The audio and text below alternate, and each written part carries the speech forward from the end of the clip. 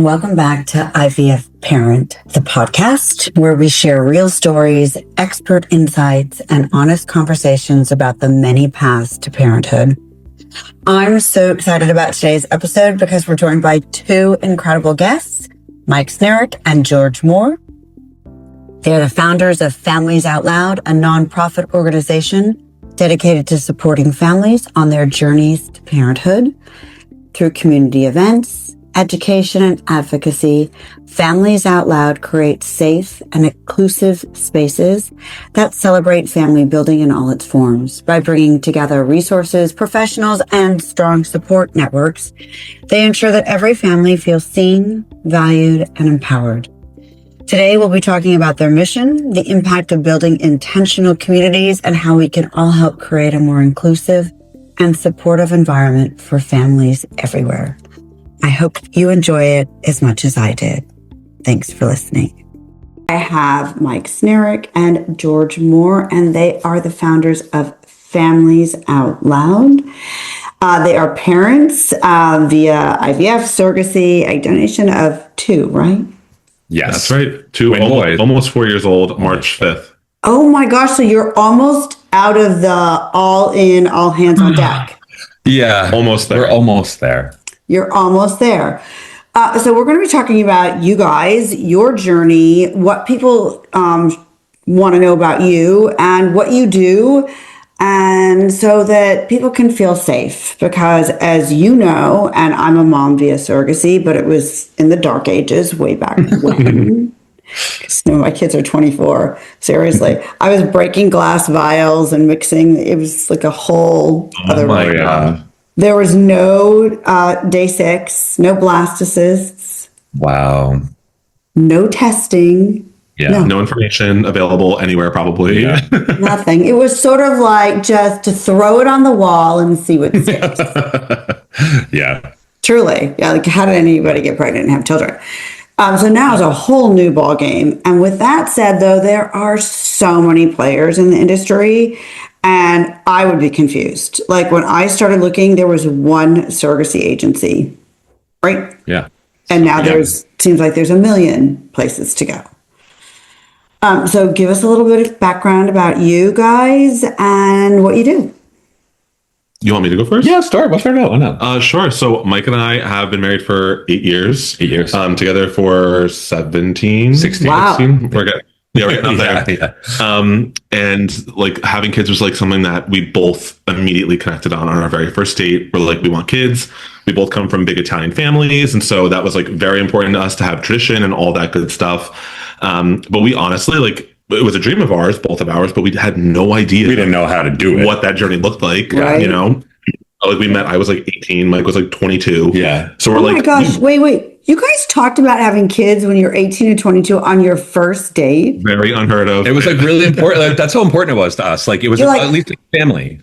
Hi, I have some chemistry with you, but if you don't want kids, I'm out. So Well, you know what's so interesting, Stephanie, is that like in the gay community, right? Like it's terrible to say this, but like, and I'm sure a lot of gay men are going to attack me for this, but what I do think is that there's not 2 camps, but there's a rainbow, right? And I think there's a lot of gay individuals, or member of the LGBT community in general, that are completely resistant to having children, right? Like they want to live their best life and they don't necessarily want to think about it. They want to party and travel and do their thing, and they see children as limiting their ability to do things. And we think about it differently, right? Like we think about it in the sense of like, we promised each other that we wouldn't lose ourselves or our identity as gay men and being members of the gay community. And so it's just a matter of planning. Yeah, right? like we're not going to die because we had kids Right. and like just rot in our house. Yeah. Right. Like we promised each other. That was like a main point of like, okay, we're going to do this, but this is how it's going to look afterwards. Right. But again, we didn't know any other gay parents. We didn't know anyone that went through IVF, like gay, straight, whatever. Wow. And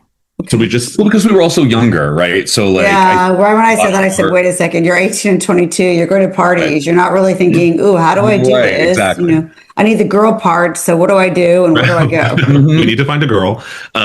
So it got to the point where I was what, 27, 28. 27. And And, Mike was obviously 4 years older than that. And so we got to the point where we're like, okay, like, let's figure out how to do this. It was like kind of right after the pandemic was really bad.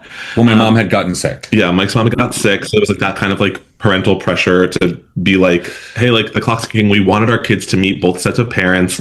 Mike's dad had passed away. So we were like, my mom was the last tie and she got really sick over COVID. Thank God, knock wood, she's still with us. Right. Like, the beginnings of COVID, people don't remember. It was gnarly. Yeah. Like people were dying. It was bad. You couldn't now think it's about like, hospitals. Yeah. Yeah. It was terrifying. Yeah.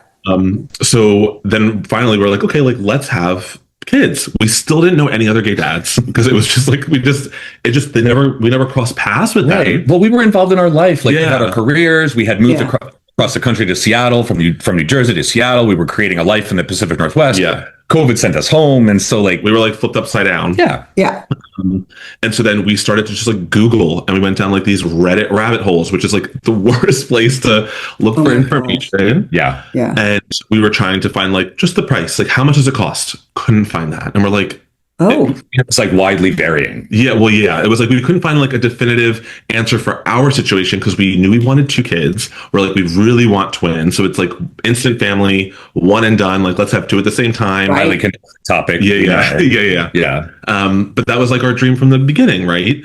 And so we started like making appointments and calling clinics and calling agencies. And we're like, well, we have to get a surrogate first. Like, we need to sign a contract with a surrogate so we have someone secured because like we did it all wrong.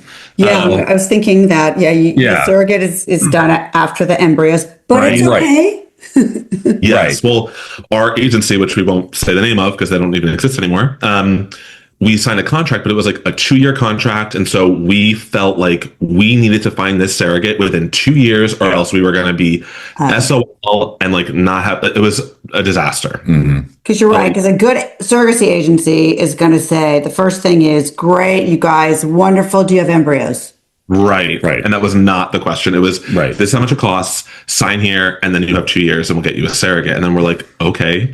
I mean, they did make introductions to clinics, but like, it was very much like just getting us onboarded first and then like figure out everything else later. But you don't know what you don't know, right? So we thought it was the norm. We were like, oh, okay. We were trusting, the agency to like guide us in the right direction. So then we met with the our fertility doctor, who was great. And like, actually, let me back up. We went to a bunch of fertility clinics. They all told us no for a double embryo transfer, right? We went to... we can talk about that later, but... Totally. But we were like so hell-bent on this. But they didn't explain why. That was the problem. The answer was just no. Like, it wasn't like a no and here's why. It was like a no, you're crazy. Do that. Like, it was a no, we don't do that. That's crazy. But there wasn't an explanation of the risk to the unborn children, the risk to the gestational carrier, like all these risks, the risks of premature birth, autism, birth defect, all these different things. We can talk about that now. Like, it's not a thing now, but it does happen, but it's very carefully crafted. There are measures that are put in place for it to be safe. And that's like a theme throughout our journey was we were not educated like throughout our journey. Like I educate. If I'm with somebody, like I'm going to say like, who are you with? What's going on? I'm dealing with this intended parent right now. Oh, I have to get back to her. Because she's in Taiwan and she's going to work with a doctor here in California. And I'm like, are your embryos here? And she doesn't want to ship her embryos until the contract's signed. But we're going to work through what that means. Like the delay, the surrogate, you're going to spend more money, the transfer, blah, blah, blah. Because I just want her to be educated. She's already told me we're not in a rush. Fabulous. Now I just need to know if the surrogate is in a rush. Because she has a life and she may have some big trip planned to Alaska the following year and that might delay. Right. Anyways, go on. Okay. So double embryo transfer. Back to you. So, you can go. You can keep going. Yeah. So, I mean, again, very, very long story short. We got to the clinic. Whatever. We got to the clinic. We ended up creating our embryos. The clinic that we decided to work with did the double embryo transfer. But again, lack of proper education. They said, yes, we'll do the double embryo transfer. But without going down too much of a rabbit hole, because we can spend hours talking about this, like long story short, the clinic that we work with ended up approving a gestational carrier who really, now that we know what we do know now, and now that I also work on the medical side of things, was not the best medical fit for a double embryo transfer or really to be a gestational carrier, period. Right. So like we were placed at a risk to start, right? Unknowingly, from the get-go. Right, from the get-go. And as a result, our gestational carrier ended up bleeding very heavily, ended up going to the ER. We found out that our agency never purchased the ACA policy as a result of that. They were like, just pay cash. If you just pay cash, it's fine. No, And we were in the United States, Right. cash is insane. Right. So at any rate, so the agency also was owned by an attorney, fun fact. And so like, yeah. And so at any rate, which we can talk about ethics as it relates to all those different things, but like I think that we had the emails with the ACA policy that we had selected. It was just never purchased, right? So we had that hiccup, and then our gestational carrier went into labor very prematurely at 30 weeks, 10 weeks early. Wow. Fun fact that it was on the night of our baby shower, so we ended up missing our own baby shower. We had to get on a plane the morning of and fly to El Paso from New Jersey. So fun fact again as well is that our gestational carrier lived in New Mexico, but the level NICU that she was at was not the appropriate level NICU for that our children needed. And so they had to be airlifted to El Paso Children's, which is in a different state. So we didn't have parentage rights in the state of Texas. Right. Couldn't meet the kids. Right. So we needed to get emergency parentage rights, very quickly. And as you know, like we wanted to get in to see our children as quickly as possible, but we needed a judge to recognize our parentage rights. Right. As a result, our children were also transferred with the incorrect medical records. They were transferred underneath our gestational carrier's name. Of course they were. Because Right. So like it was hiccup after hiccup. And then of course, fast forward, our agency then never reached out to our gestational carrier to see that she was okay after labor, never reached out to us to congratulate us on the birth of our children, but contacted George to use his photos for social media campaigns. It was wild.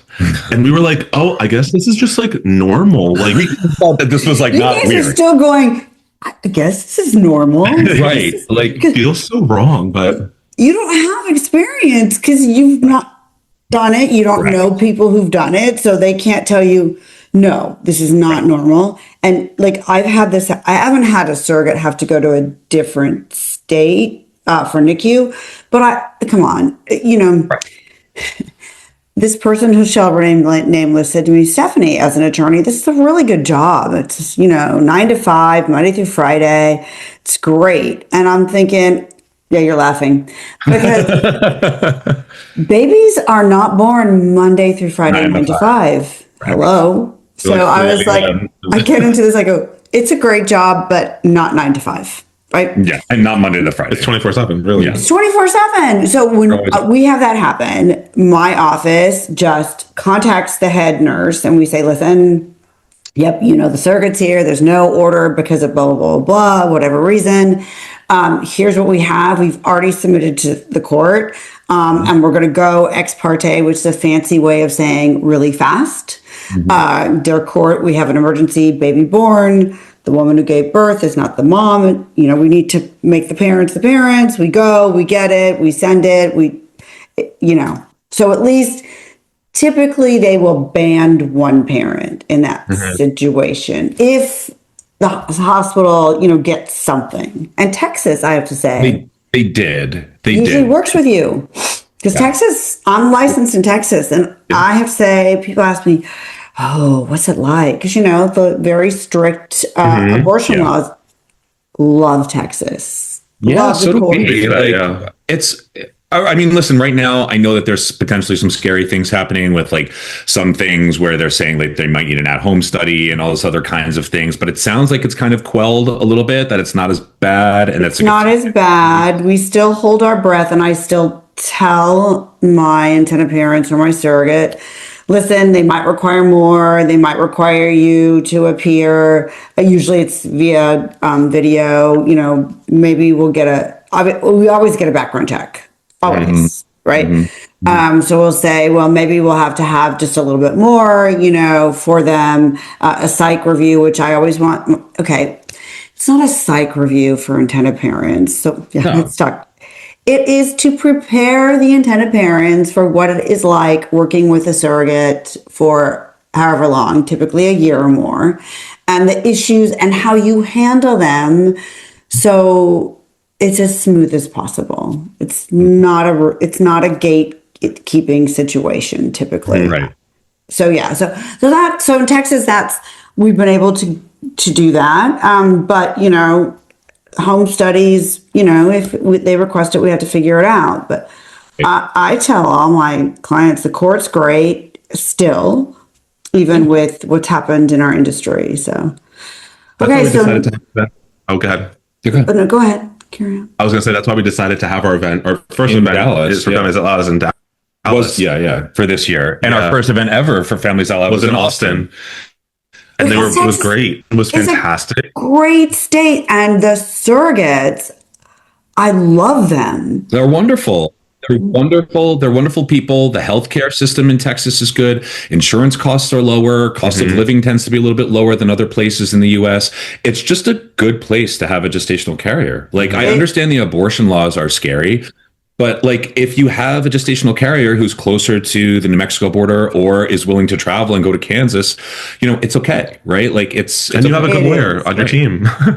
And what I tell them too is that, listen, with all the testing of the embryos, which happen now, which just didn't happen back then, right? The chances of any of this coming into play is slim to none right now. Yeah. I tell them, as an attorney, it's never an impossibility, right? But I tell them it's slim to none. So if you are backing away from a Texas surrogate because you're afraid of the abortion laws, you might want to reconsider. Obviously, some people they just can't do it. But I get it. I love for the surrogates, they're so no nonsense. They are they're practical. They're just like, sure, yep, got it. Yeah. That's also something that we learned, I think after the fact. Well, I guess during our journey too, but we had this misconception that like your surrogate had to live next to you, right? Like they had to be like in the same state or close by, or and the same as like your clinic and your agency. Yeah, and your clinic and like everyone had to be like in your general area, and that's like so not true. And so we always tell people, like, when you go to like find your surrogate, like make sure that you have a connection. Like that's the most important part, is you can trust this. Yes, the connection is the most important part. And, every day, because I'm on the 45 million Facebook groups, right? And if every day somebody says, oh, I'm in Colorado, or I'm in Michigan, or I'm in Missouri, or I'm in wherever, Hawaii, I'm looking for an agency in my state. And somebody pops up and says, listen, you don't have to look for an agency in your state. Your surrogate doesn't even have to be in your state. Your IVF sent, right? Like, you just need good, ethical people. That's it. 100%. And have a connection, right?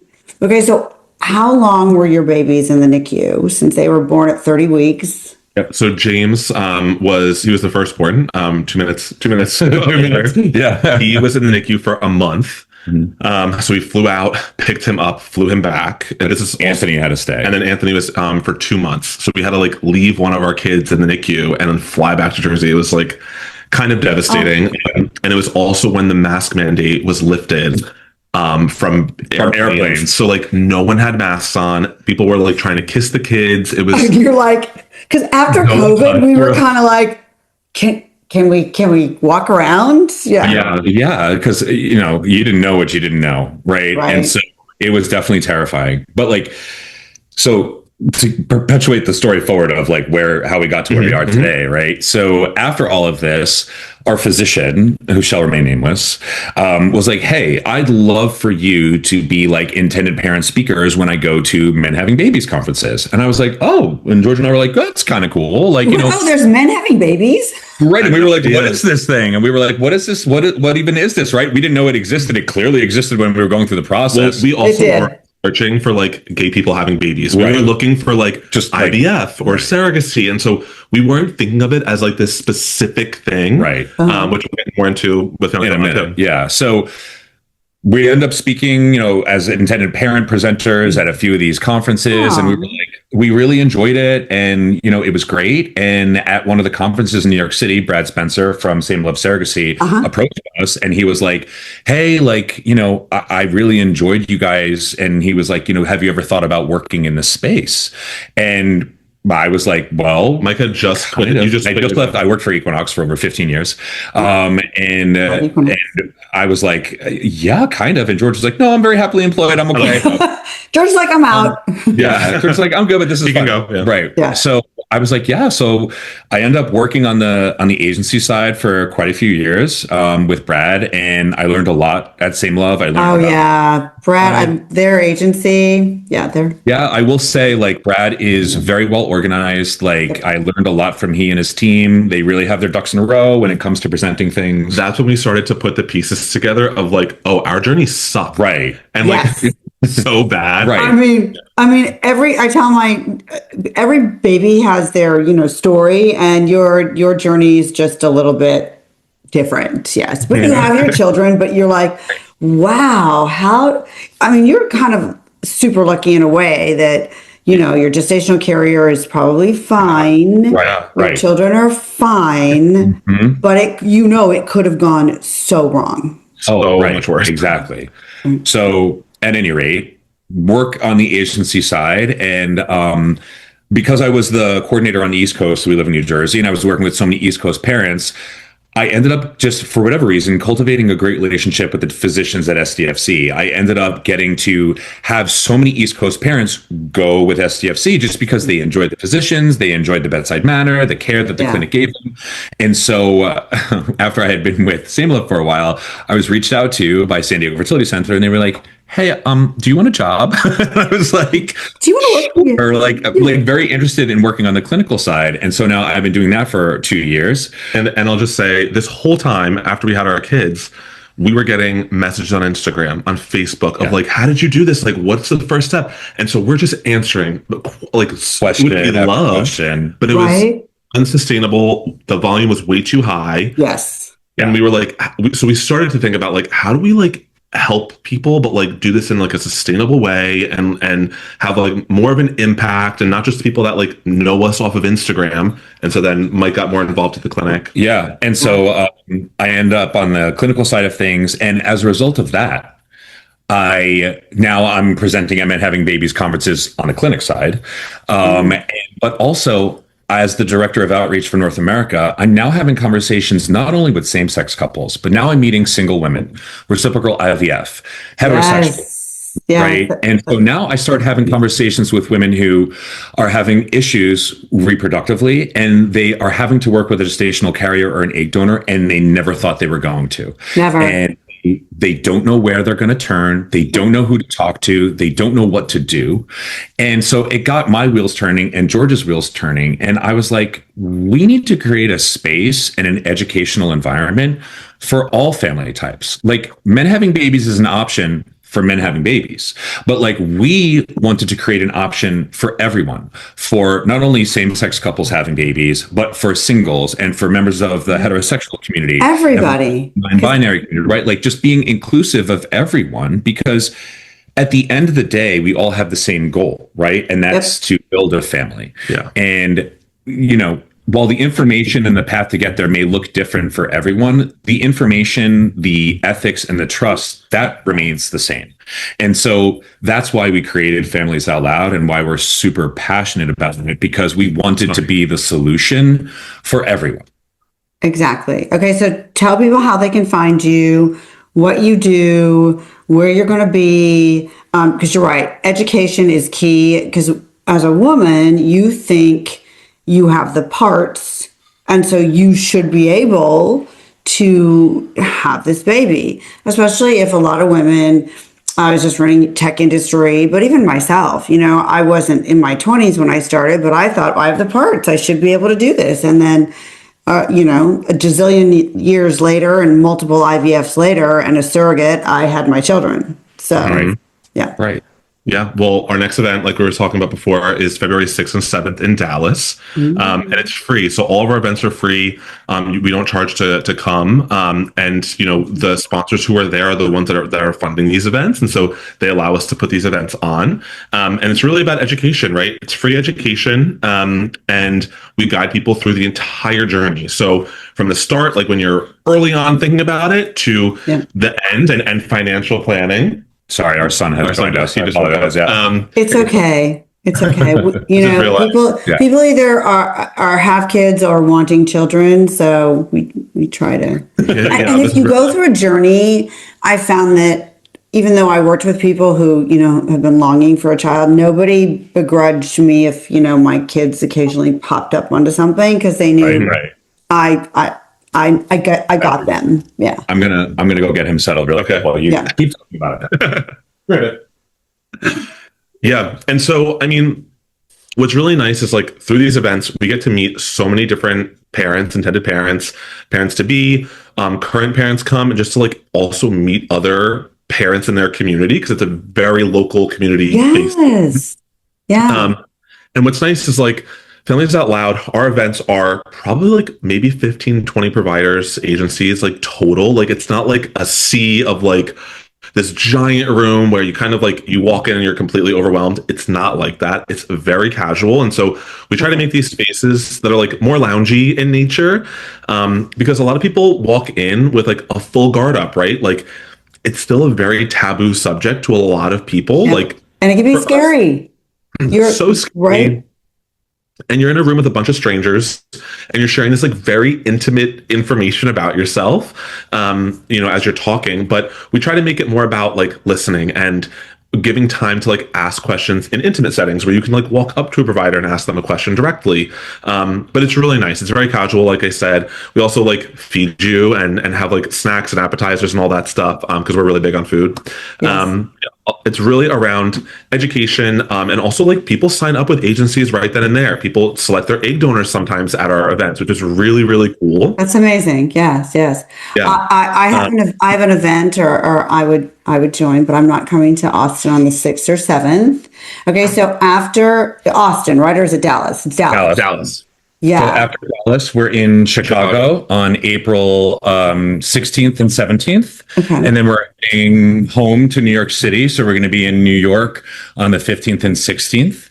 You're going to be in Atlanta at Seed, so you should fly up, extend your time. I know, because I am going to be in Atlanta at Seed. So I need to do the Seeds, and that's the Society for Ethics and Egg Donation and Surrogacy. Yes, in East Coast Atlanta. Yeah. Yes. And then we are going to be heading out to San Diego, which is one of our most popular events. So we're one of the few family planning organizations that go to Southern California.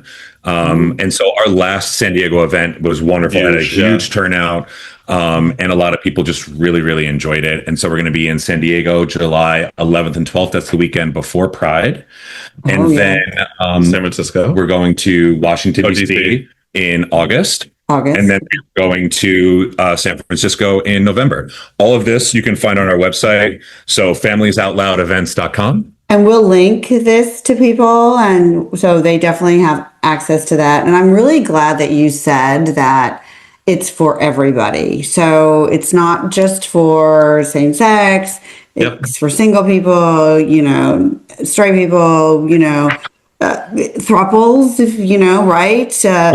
Whoever. One thing that we like to highlight is that like we've had quite a few members of the trans community come talk about like fertility preservation, talk about the fact that they've never felt comfortable having a conversation with a gestational carrier because they're trans, and they come to our events and they're comfortable, right? Someone with a cancer diagnosis and wants to preserve their genetic material, or someone that's in the military. Like there's so many other reasons that people need to come to one of our events to learn about this process.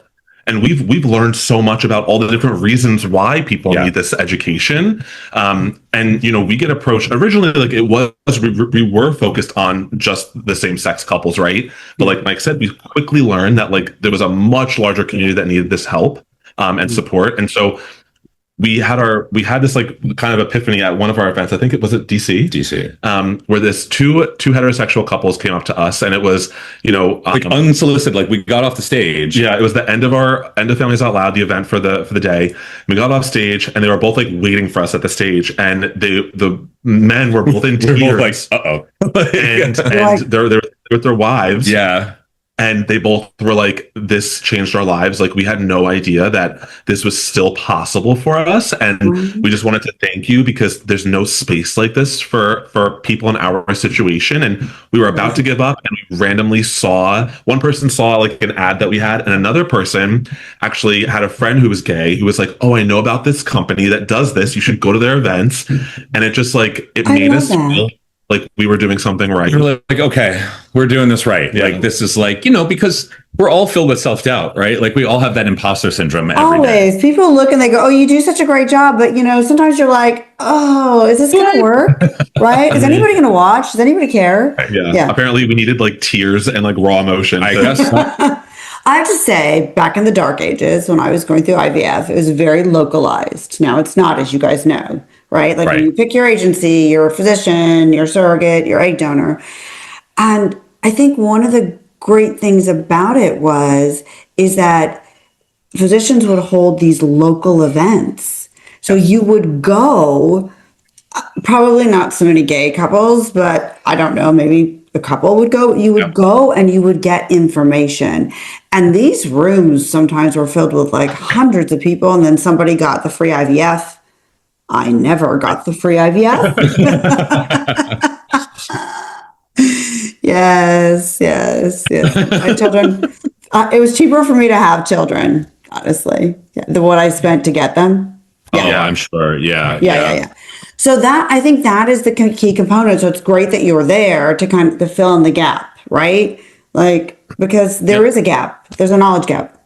Yeah. And one thing that, I know that you want your podcast to focus on, and I think it's important what your podcast is focusing on, and that's ethics and trust, right? Yes. And like, that is something that we knew we wanted to focus on, but then the deeper that we went down the rabbit hole of the assisted reproductive technology community, we were like, okay, we really need to understand the players who play well in the sandbox, and unfortunately those who don't. And I think that there are certain players who are looking out for the best interests of the intended parents and the gestational carriers and the donors and all parties involved. And then unfortunately, there are other ones that are a little bit more siloed in their mentality, right? And I do think that we need to be mindful and educating intended parents of the markers to look for when they are interviewing third parties. And the questions to ask. Questions to ask, right? Like, how do you identify an ethically trustworthy clinic, surrogacy agency, donor agency? What does it look like when an organization merely slaps a rainbow flag and has some AI generated photos of same-sex couples, or to be a true support? And it's like, what are your success rates? And, how many gay couples have you helped, in your past? Like, how many have you worked with? Who's holding on to my money? Like, who's holding on to my escrow money? Like, all these things. And much. There is an element of like common sense where you try to like think about like, okay, like there's like a conflict of interest here, or like, okay, well that makes sense. And just asking yourself that. And, I think that's a big part of it too. And I think one thing that intended parents need to understand is that if it sounds too good to be true, it probably is. Yeah. Right? I love when you guys do the whole jinx thing. And so, the whole double mint, like, you've done it a couple of times, right? Right. And that's because you're compatible and you've been together for we've been together a long time. The same person. Yeah, pretty much. Right. As I would say, 100 years. And it's really true because it's so easy for people to get taken advantage of in this space because you're so desperate to want a baby that you can't see the forest for the trees. You're really trusting. I mean, you know how it is, money becomes kind of monopoly, everything gets, So it's not like you're not a rational person. It's just that you want a baby and that's all you want. That's all you see. And you think the person who is talking to you means what they say. And it can be very lonely. And like, you don't have anyone to kind of like soundboard these things with other than like maybe your partner, or if you're single, you have no one to really soundboard that's maybe gone through it or like knows even like emotionally what you're going through.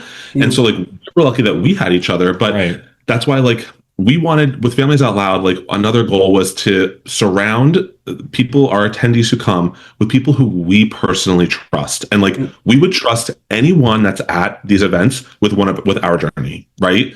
And like, that's like very important to us. And now that we become a larger organization and we have a board, our board is creating a standard, right? So a rubric that all of our providers must adhere to. Otherwise, unfortunately, can't present at our conferences. Because they're a direct reflection of us, right? We're putting our name as like parents who like deeply care about this, who've been through it, who know like all the doubts and all the fears and all of that. So like, we're putting our names on these people and like on these sponsors, and like they're also trusting us with their name as well. So it's mutually, we're all in this together. So Yes, because it's really important that who comes to your events is good in this space. Right. And I think we throw around these words so much in our community, ethics and trust. And at least my personal philosophy on it, as I've talked about in all of those Facebook groups and whatnot, is for me, I think ethics is how we as business leaders in this space interact with our clients, patients, and with each other. And trust is what we garner from intended parents. And it's not ethics that we're garnering from intended parents. Right. Intended parents will not work with you unless they trust you. And so when you violate that trust, it violates the community and it violates what we all stand for. Because the minute that you break trust with an intended parent, it creates a negative connotation, not only for yourself and for the intended parent, but it's a representation of who we are as an entire community. I agree. Yes. Yeah. That's why, like, it's important to raise your hand and say, like, listen, like, we need intended parents to trust us because there's so much negative press out there, like, about our community. There is. And there's so much discussion because I remember you said your agency was also owned by an attorney. Conflict of interest gets thrown around a lot. And as an attorney, there's potential conflict of interest and there's conflicts of interest. I used to own an agency. I don't anymore. I do hold money in trusts for people that I represent. I've been doing it for over 20 years. Right. So, I don't take anybody's money. I have a license. Yeah. Right. It's not my money. Right. So I'm not going to take anybody's money. But I do know some attorneys who also run agencies. And they run them very, very well on the East Coast. I agree. I do think that if the agency owner is careful, right, in commingling the businesses, there's safeguards you put in place. Correct. Like if I think that there is a very clear addendum on a contract, or at least a retainer that says that you are not required to leverage representation from the attorney that also owns the agency, right? Like you are more than welcome to go ahead and research your own representation for this, that you're not required to. You should have the option to seek other counsel or whoever. Like, right. As long as you do. And I just owned it. I didn't run it. Right. Because running an agency I found was just not my forte. OMG. Right. Like when you run an agency and you run an agency well. Yeah. It needs 100% of your time. Yeah. I mean, listen, we've talked about this with our other good friend, Meryl Rosenberg, who is an attorney on the East Coast. I know Meryl very well.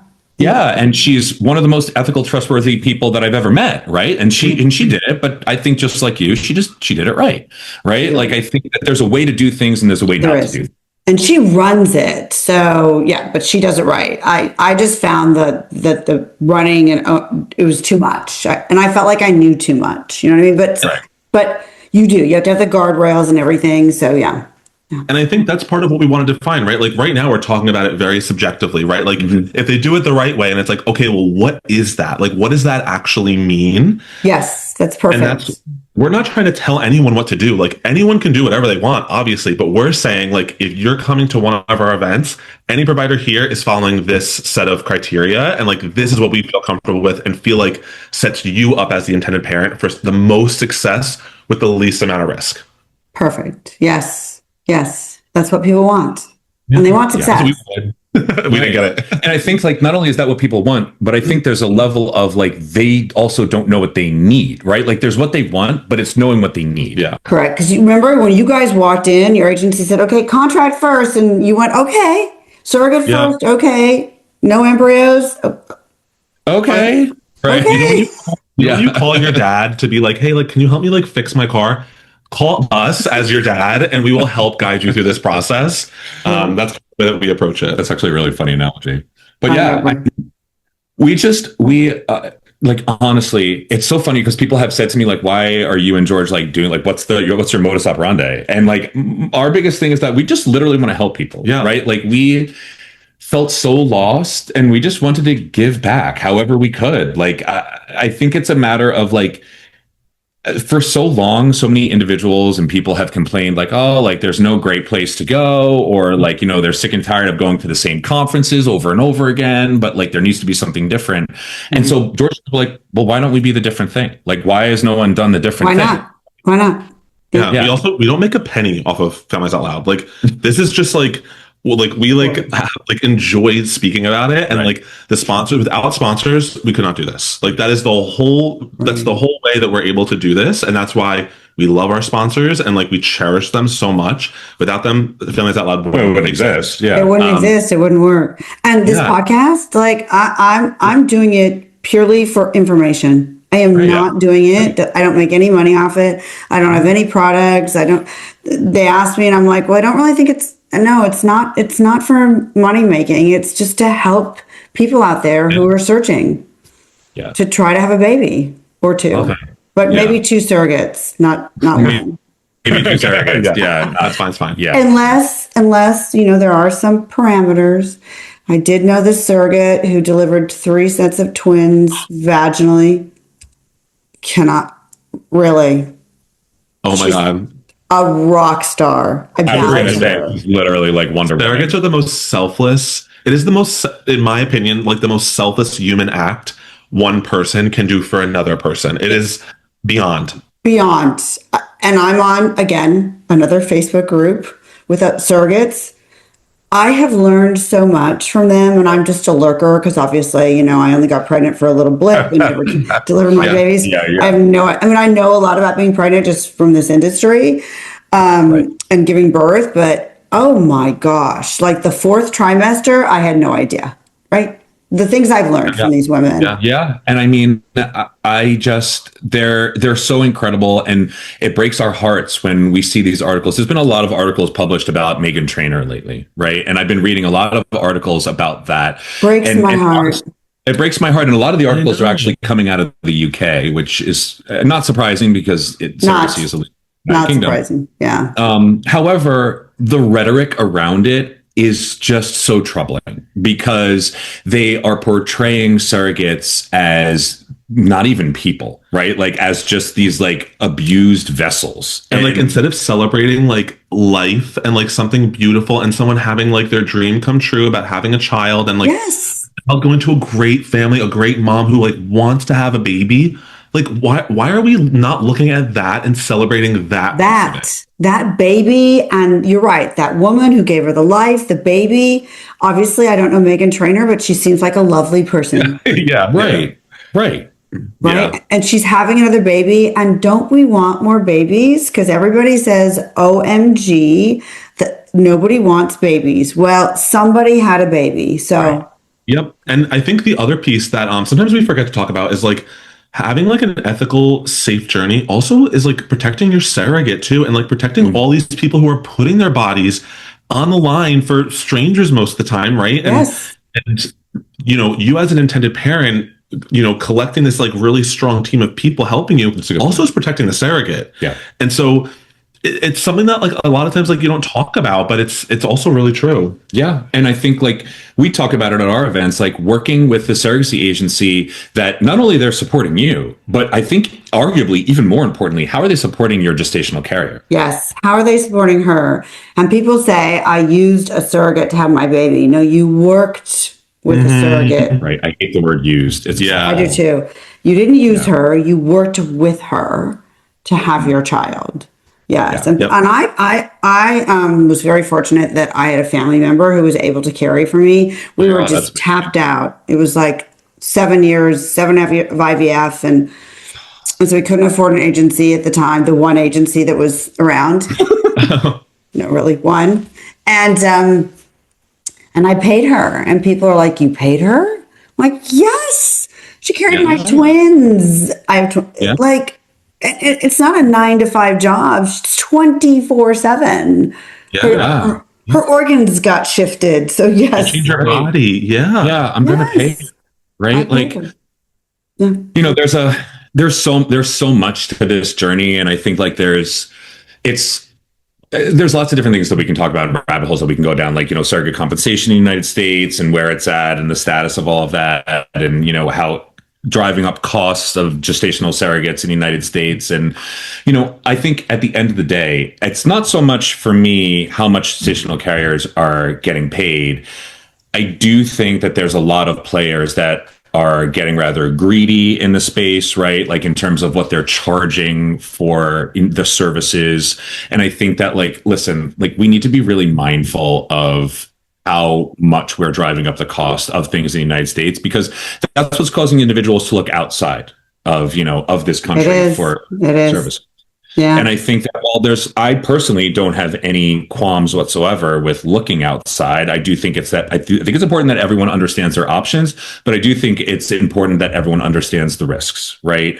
And I do think that it's important that everyone, again, as long as you are educated and as long as you are getting good education on what all of your options are, and you are confident and comfortable with the journey that you're moving on, and you have a good team around you, you're fine. You're fine. It's a good team. Right. It's ethics, honesty. Like we've talked about this with you guys, you can't fake your heart. If most people who are in this industry, obviously it's a business. We need to make money, right? Of course. But we do it because our heart, we really, really, really want to see everybody I work with have a baby. Right. Their goal is my goal, and I want it to be as safe and as well done as possible. Obviously it's pregnancy and childbirth, and nobody can predict what can happen. But if you've got good players, good agency, good attorneys, good physicians, hopefully, yeah. And I think we've been talking a lot about how bad players and whatnot. The gross majority of all the players in this industry are great, right? Inherently good. They are inherently good. And we learned that, we just assisted with the fallout, unfortunately, of an agency that just experienced a huge loss, right? And can I just say that for the audience, we won't get into detail, but Mike, you were amazing. You stepped up. You were, And it's because, George supported because he took care of our children for the And George, you were equally as amazing, because caring for 4-year-old twins, as I know, not easy. Thank you. But my heart broke when I heard what happened, right? You put yourself in their shoes, and people who lost money and trust and faith, and people who were at all different points in the journey. And our community came together in such, that's where this conversation is coming. 48 hours, 48 hours, done. Hundreds of players, right? Who were I'll give this, I'll give this, I'll give this. It was incredible. And when you talk about the heart, right? Of our community, I think just what we needed, and all I wanted to be was a compass for the intended parents, right? Because our community came together and everyone was here, I'm going to give you this, right? And that was beautiful. But there was no one to triage. There was no one to give these intended parents an understanding. You were the triage. You were the, you go here and yeah. I was just trying to provide avenues, because now these people were just recently, unfortunately, taken advantage of. They were afraid. They didn't know who to trust. And I just wanted to come in as hi, I'm a gay dad. I've been there. I understand. I own a nonprofit. I serve nothing to gain from this. And I just want to help you. Yep. And so it was great, right? And everyone in this community, I can give a shout out to, you all know who you are, yourself included, Stephanie. There were so many people who gave so much, whether it was one case or 10 cases. It meant the world to these intended parents. And when I tell you, there were agencies that were yep, we'll give $5,000 off the agency fee. Not these people didn't even blink. It wasn't. It was not a problem, right? Because they're in it for the goal. They want to help people have kids, and build their families safely. And it was just so beautiful to see our community come together and say, we just want to help these people because we feel for them. And so the moral of the story is that, well, yes, we want to provide safe, trustworthy, ethical information. Most of the providers in this space are giving that, right? They're doing that. There are very, very 100%. 100%. Yep. I was yep, we'll take it. We'll do it. Yeah. And if you're not sure, if you're getting the right information, get a second opinion, get a third opinion. Don't just go one place and be this must be the only way that I could do this. Yeah. Ask around. it's encouraged. Like we encourage people, like, don't just talk to us. Like, go talk to them. Go talk to them. Like come to Families Out Loud. Go to Men Having Babies. Go to an IVF event. Go. Like I want you to Go. all the information that you can garner. Get it. Get it. But I think what you just said is such a good point, because so many people either go to Facebook or they go to Reddit, and that's all they do, and that's rabbit holes. And you can have good information on those sites, except for, I gotta tell you, I've recently discovered Reddit, and wow, that's all I have to say. Wow. Yeah. That was the only reason why we went on it, because it's so overwhelming. And like, the other thing is like, no journey is the same. None. Like, oh my gosh, that's so true, because my journey and your journey, totally different. Totally different. Totally different. You're never going to find a Reddit of your journey exactly. It's going to be, you're never going to find it. And people who've done multiple surrogacies, every surrogacy they've had, except I'm just thinking of one of my clients who's on her third surrogacy, and all three have been pretty amazing. I'm not going to lie. But she's got a good agency, not even the same surrogate, but yeah, same clinic. But every journey is different, but you're right. If you want, go to Reddit, go to Facebook, but also talk to physicians, talk to different agencies, talk to different attorneys, right? Get as much information as you can before you go. Yeah. And unfortunately, this isn't something that you really can do just from the comfort of your home. Like, this is something that you do need to get out there and pound the pavement on. It's not something that, like, we would be remiss not to talk about like ChatGPT, right? Because like now that's phasing out Google, and now like SEO, like search engine optimization, is turning into AI, like AI optimization, right? Yes, and it is.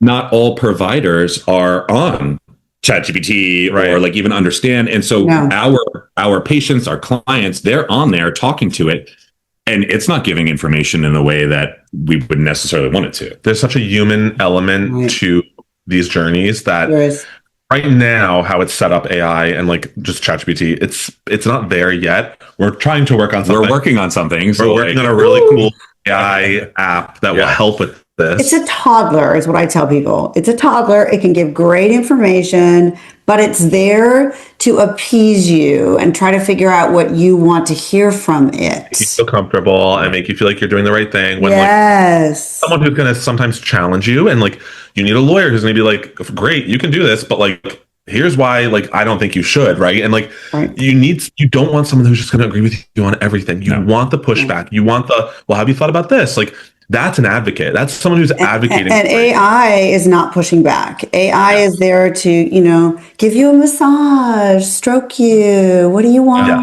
I'm here for you. Yeah, exactly. Yeah, people need to know that. Oh, I'm so excited you're working on that. I can't wait. All right, guys, I know you have to go. You were great. Your little people were fabulous. Tell them they were wonderful. Thank you. Mine learned, because I started this when they were 4 as well. And I know, right? My law practice, and they would walk in and I'd go. My thing was 5 minutes. 5 minutes. Yes. And I would say it just like this: 5 minutes. 5 minutes could be 10 minutes, 45 minutes, an hour. Oh my gosh! I remember my daughter goes, "Mommy, is that a real 5 minutes or your 5 minutes?" They catch on eventually. So you can only pull that for a few times. I know. So they've been great. You guys have been great. Like I said, when this, we'll tag you so they can find you on all the socials, and reach out to you. And oh my gosh, I can't wait to see you. I'll see you soon somewhere. I know. Yes, same, please. Men Having Babies, and then I'll jump to, where is it? New York? So Seeds, Atlanta, and then come to New York. Oh, I love New York. And the gala, did you invite her to? Oh my God, no! Do you know about a gala on May? I'm gonna email you about the gala, but I think I have a conflict. No. Okay. And I love a gala, and I have fabulous dresses. But well, if you can make it, we'd love to have you. But if not, we'll hopefully see you soon. Yeah. Yes. Okay. Love you guys.